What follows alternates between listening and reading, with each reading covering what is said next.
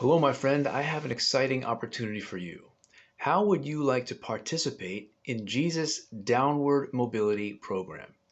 Yes, you heard that correctly. Jesus' Downward Mobility Program. Most Christians in America currently participate in the world's Upward Mobility Program.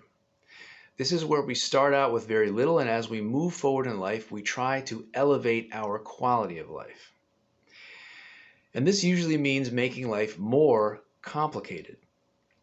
Bigger houses, multiple houses, more property, all kinds of useless stuff that we accumulate, expensive and unnecessary toys and possessions that need to be maintained and fixed until we finally get rid of them and upgrade to something else. And so we start out with nothing and we try to end up with a whole lot more than we could ever need. And of course, we need a career that's going to make this possible. Most of the careers that can support this kind of lifestyle are going to take up the majority of our time and energy while we are in the prime of our lives. Most of the time that we'll have left over is going to go to our family and then to things that we like to do for fun, like vacations and hobbies and things like that. And then Jesus gets the scraps. A few hours on most Sunday mornings, except in the summertime when we're on vacation maybe. Some kind of tithe that we give to our church. Maybe a Bible study or a community group once a week. Maybe 15 to 30 minutes of prayer each day, maybe an hour, depending on the day. And that's where the world's upward mobility program generally will land us. And we're going to look like a huge success to the world around us. But what do we look like from God's perspective?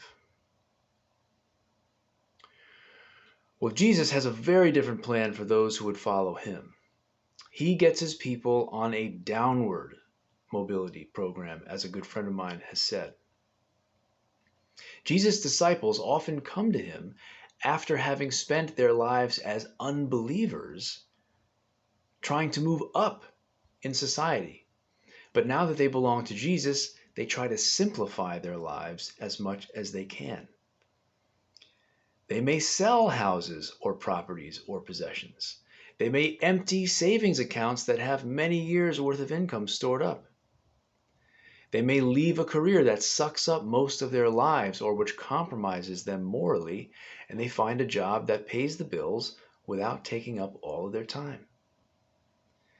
They often don't need to make as much money as they used to because they've ceased from a self-indulgent lifestyle.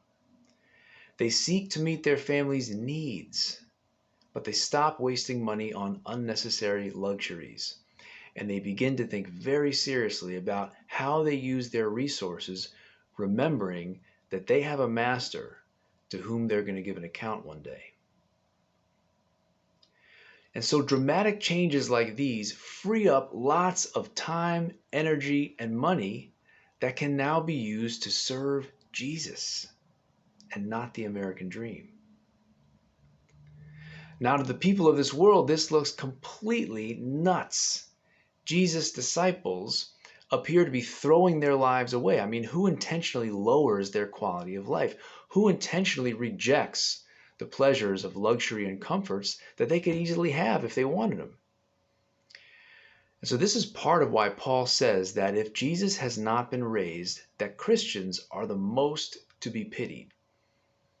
You see, to people who only have hope in this life, Christians seem to be blowing the one chance they have to enjoy themselves, losing their lives for Jesus and denying themselves in this world.